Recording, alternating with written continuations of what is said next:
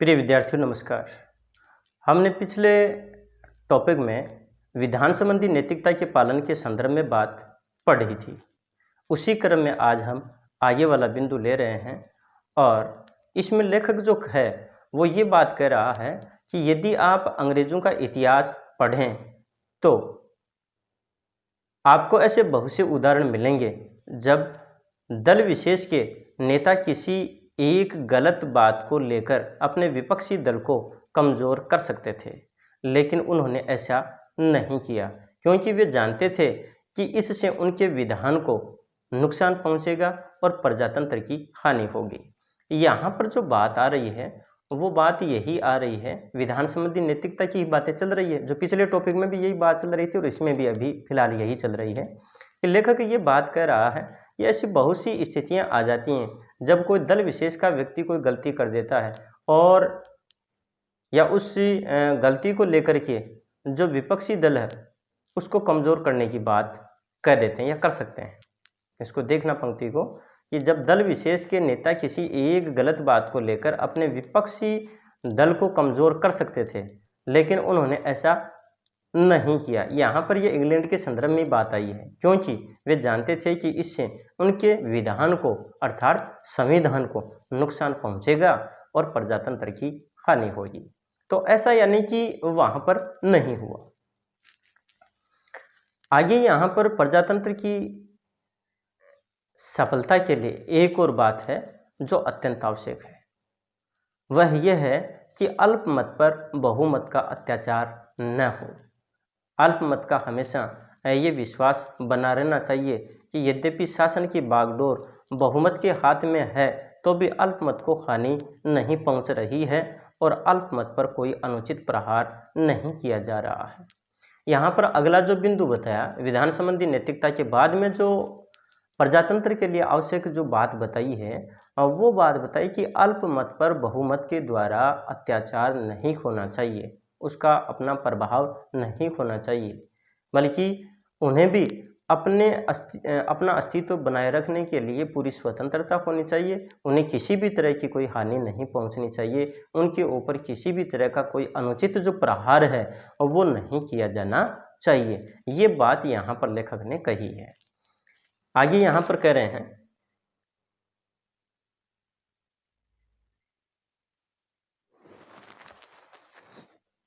कि यह एक ऐसी बात है जिसका ब्रिटेन की पार्लियामेंट में बहुत ख्याल रखा जाता है।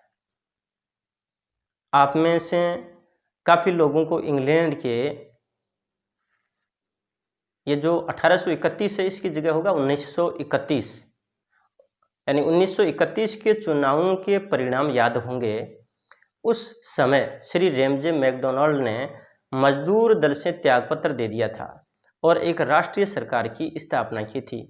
चुनाव आया तो जिस मजदूर दल के मैं समझता हूँ 150 सदस्य थे, 650 की कुल सदस्य संख्या में से केवल 50 रह गए।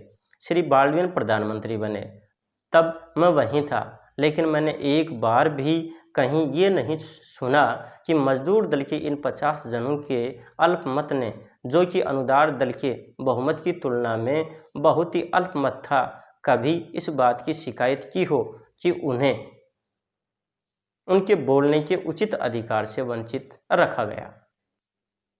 यहाँ पर जो बात आ रही है वही विधान संबंधी नैतिकता की बात आ रही है। विधान संबंधी नैतिकता से आगे वाली बात यहाँ पर कही गई है, माफी चाहूँगा मैं।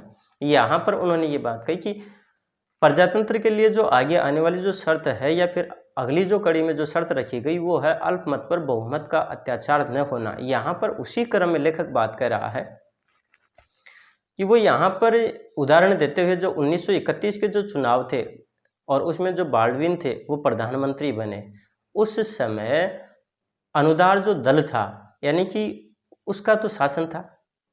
यहाँ पर ये जो बात आई है ना कि मजदूर दल से मैकडोनाल्ड ने मजदूर दल से त्यागपत्र दे दिया था और एक राष्ट्रीय सरकार की स्थापना की थी। चुनाव आया तो जिस मजदूर दल के मैं समझता हूँ 150 सदस्य थे, 650 की कुल सदस्य संख्या में से केवल 50 रह गए, अर्थात अल्पमत में आ गए।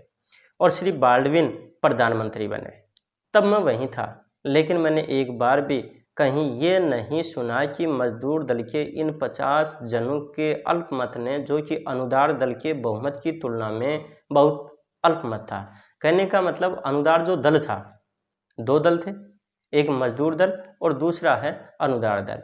अनुदार जो दल था उसका शासन था और उसके शासन में यानी कि बहुमत था, उनका बहुमत था। और जो मजदूर दल है वो अल्पमत में था, उनके पास सदस्य संख्या 50 ही रह गई थी। लेकिन यहाँ लेखक ये बात करना चाह रहा है, ऐसी स्थिति होने के बाद भी जो मजदूर दल के जो 50 सदस्य रहे, उनके ऊपर अनुदार दल के द्वारा कभी भी कोई अत्याचार या अन्याय नहीं किया गया। ऐसी स्थिति नहीं कि उनको कभी बोलने नहीं दिया गया। यहाँ पर जो बात लेखक करना चाह रहा है वो बात ये कहना चाह रहा है कि अगर ऐसी स्थिति हमारे यहाँ पर भी संसद में रहती है, हमारे यहाँ की भी जो सरकार की जो व्यवस्था है उसमें अगर ऐसी रहती है तो वहाँ पर हमें ध्यान रखना चाहिए, क्योंकि एक दल है वो बहुमत में रहता है और दूसरा अल्पमत में। तो बहुमत जो दल है यानी कि उस दल के द्वारा अल्पमत के लोगों पर या सदस्यों पर अत्याचार या अन्याय नहीं करना चाहिए, उन्हें बोलने का पूरा मौका दिया जाना चाहिए, उनकी समस्याओं को या उनकी बातों को उन्हें ध्यानपूर्वक सुनना चाहिए, और अगर वो वास्तव में जनता के हित में है, प्रजा के हित में है, तो उनके ऊपर अमल किया जाना चाहिए। उनके प्रति श्रद्धा और सम्मान का भाव है वो बना रहना चाहिए। यहाँ पर लेखक इस बात को प्रस्तुत करना चाह रहा है। उसी क्रम में आगे देखते हैं।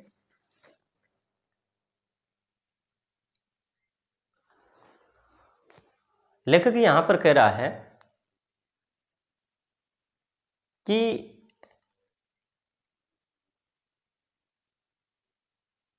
उनके बोलने के अधिकार से वंचित रखा गया या विरोध करने का अवसर नहीं दिया गया अथवा प्रस्ताव उपस्थित करने की सुविधा नहीं दी। अब जरा आप अपनी पार्लियामेंट की ओर देखें। ये जो विरोधी पक्ष के लोग ज़्यादातर निंदा का प्रस्ताव या कार्य स्थगित करने का प्रस्ताव लाते रहते हैं, मैं उसका समर्थन नहीं करता, लेकिन तब भी आपने इस बात की ओर ध्यान दिया होगा कि चाहे निंदा का प्रस्ताव हो या चाहे कार्य स्थगित करने का प्रस्ताव हो, यहाँ पर जो लेखक जो बात करना चाह रहा है वो अपने देश की शासन व्यवस्था पर ये प्रश्न खड़ा कर रहा है कि हमारे यहाँ पर जो अल्पमत में जो भी लोग यानी किसी भी प्रस्ताव को लेकर के आते हैं या किसी भी बात को लेकर के आते हैं, तो बहुमत दल के जो लोग हैं यानी कि जिनकी सरकार होती है वो उनकी बात को तवज्जो नहीं देता, उनकी बात को मानने को बिल्कुल भी राजी नहीं होता और हमेशा उनका बहिष्कार करता रहता है। ऐसी स्थिति हमारे यहाँ पर नहीं होनी चाहिए, ये बात लेखक यहाँ पर कहना चाह रहा है।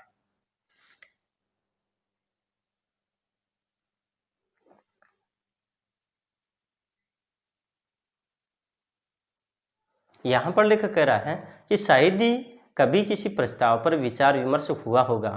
मुझे इससे काफ़ी आश्चर्य हो रहा है। जब मैं ब्रिटेन की पार्लियामेंट के वाद विवाद की रिपोर्ट पढ़ता हूँ तो मुझे एक अवसर नहीं दिखाई देता जब अध्यक्ष ने किसी कार्य के स्थगित करने के प्रस्ताव पर विचार करने की अनुमति न दी हो। हाँ, यदि सरकारी आज्ञा ही हो तो दूसरी बात है। जब मैं बम्बई विधानसभा का सदस्य था तो हमारे मित्रों में से कुछ श्री मोरारजी, श्री मुंशी तथा खर्रे और दूसरे कुछ लोग सत्तारूढ़ थे। उन्होंने एक भी बार किसी काम रोको प्रस्ताव पर चर्चा नहीं होने दी। या तो हमारे मित्र श्री मावलंकर जो उस समय अध्यक्ष स्पीकर थे उसे विधान बाह्य कहकर सहायक हो जाते थे, या जैसा उन्होंने स्वीकार किया मिनिस्टर विरोध कर देते थे। कहने का मतलब ये है कि यहाँ पर जो हमारे अल्पमत में जो लोग रहते हैं या विपक्ष रहता है उनकी बातों का यहाँ पर कोई आदर नहीं होता, उनको बोलने का मौका नहीं दिया जाता, उन्हें बोलने का मौका दिया जाना चाहिए। हमारी संसद की ये बात यहाँ पर ये कह रहे हैं कि जो बहुमत में जो होता है वो अल्पमत वालों की बात पर गौर नहीं करता, उनको कोई तवज्जो नहीं देता, जबकि उनकी बात को सुना जाना चाहिए, क्योंकि वो भी जो कोई बात कहेंगे वो जनता के हित में ही कहने का प्रयास करेंगे।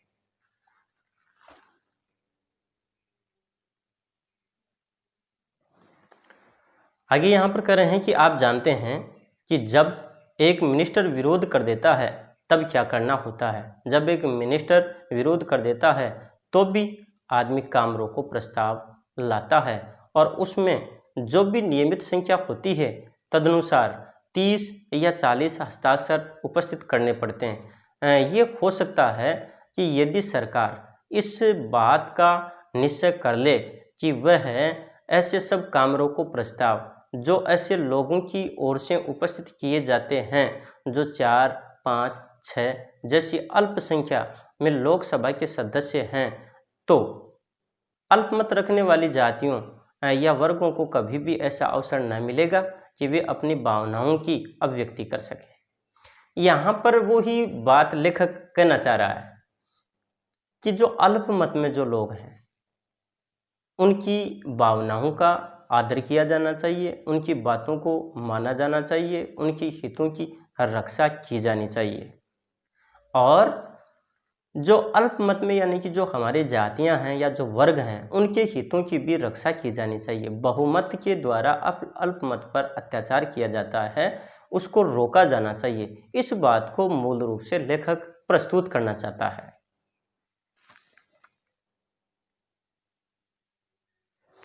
इसका परिणाम क्या होता है? इन अल्पमतों में इस प्रकार की विधान विरोधी विद्रोही भावना पैदा होने लगती है।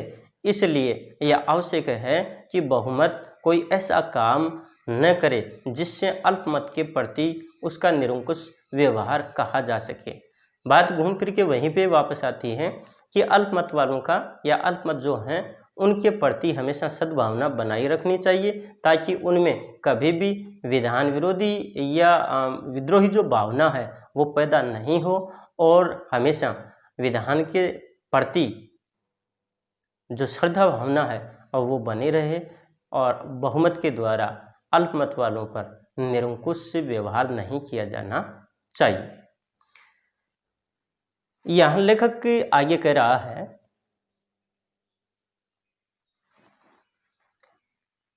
मैं एक ही बात कहूँगा और उसके बाद अपना भाषण बंद कर दूंगा। मैं समझता हूँ कि प्रजातंत्र की सफलता के लिए आवश्यक है कि समाज नैतिक नियमों का पालन करे। कुछ ऐसा हुआ है कि राजनीतिक शास्त्र के आचार्यों ने शायद प्रश्न के इस पहलू पर कभी विचार ही नहीं किया। उनकी दृष्टि में नीति परायण होना एक बात है और राजनीति दूसरी बात। आप राजनीति सीख सकते हैं लेकिन नीति के विषय में कोरे अज्ञानी बने रह सकते हैं। मानो राजनीति बिना नीति के ही सफल हो सकती है। मुझे तो ये एक आश्चर्य में डालने वाली स्थापना मालूम होती है। तो प्रजातंत्र में होता क्या है? हम एक स्वतंत्र सरकार में प्रजातंत्र की चर्चा प्राय करते हैं। यहाँ पर लेखक ये बात कहना चाह रहा है कि प्रजातांत्रिक शासन व्यवस्था की सफलता के लिए नैतिक नियमों का पालन करना जरूरी है। यहाँ पर राजनीति शास्त्र और नीति शास्त्र या नीति परायणता और राजनीति, इन बातों के बारे में इन्होंने चर्चा की है। इनका मानना है कि नीति परायण होना एक बात है और राजनीति दूसरी बात। यानी कि आप राजनीति सीख सकते हैं लेकिन नीति के विषय में कोरे अज्ञानी बने रह सकते हैं। मानो राजनीति बिना नीति के ही सफल हो सकती है। कि राजनीति है उसमें भी यानी कि नैतिकता होती है, उसमें भी नीति होती है। बिना नीति के राजनीति भी सफल नहीं हो सकती है। यहाँ पर इस बात को ये प्रस्तुत कर रहे हैं। लेकिन प्रजातांत्रिक व्यवस्था में कभी कभी ऐसी जो बातें हैं वो आश्चर्य में डालने वाली होती हैं, अर्थात राजनीति में नैतिकता पालन का अभाव बना रहता है।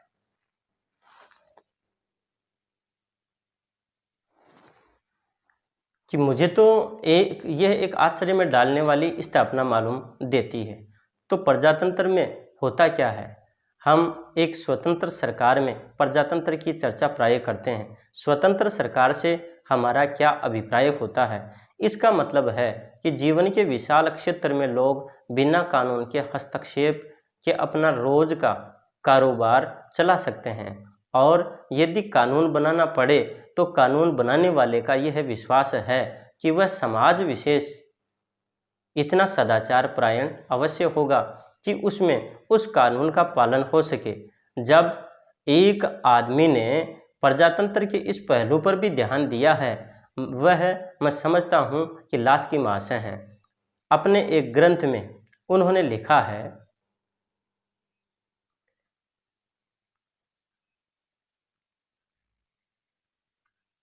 हम इस बात पर चर्चा करें इससे पहले ये जो उपयुक्त जो पंक्तियां हैं इनके बारे में बात करते हैं। यहाँ पर जो लेखक है उन्होंने यही बात कही है कि जो प्रजातांत्रिक जो शासन व्यवस्था है उसमें स्वतंत्र सरकार होती है, और स्वतंत्र सरकार का यहाँ पर जो अभिप्राय, देखो यहाँ पर प्रश्न भी बनता है कि स्वतंत्र सरकार से लेखक का क्या अभिप्राय है। तो इसका मतलब है कि जीवन के विशाल क्षेत्र में लोग बिना कानून के हस्तक्षेप के अपना रोज का कारोबार चला सकते हैं। कहने का तात्पर्य उन्हें काम की स्वतंत्रता हो, और यदि कानून बनाना पड़े तो कानून बनाने वाले का ये विश्वास है कि वह समाज विशेष इतना सदाचार प्रायण अवश्य होगा कि उसमें उस कानून का पालन हो सके।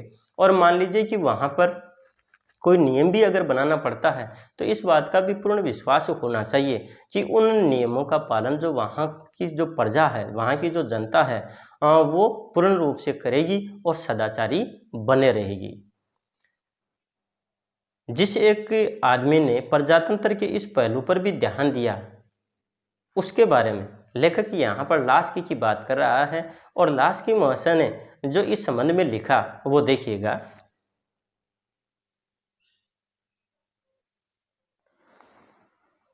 लास्की महाशय अपने एक ग्रंथ में उन्होंने स्पष्ट लिखा है कि प्रजातंत्र में ये मानकर चला जाता है कि समाज नीतिपरायण है। यदि समाज नीतिपरायण न हो तो प्रजातंत्रवाद टिका नहीं रह सकता, जैसा इस समय हमारे अपने देश में हो रहा है। यहाँ पर जो बात लेखक कहना चाह रहा है वो यही बात है कि जो प्रजातांत्रिक व्यवस्था है वो नीतिपरायणता पर टिकी होती है।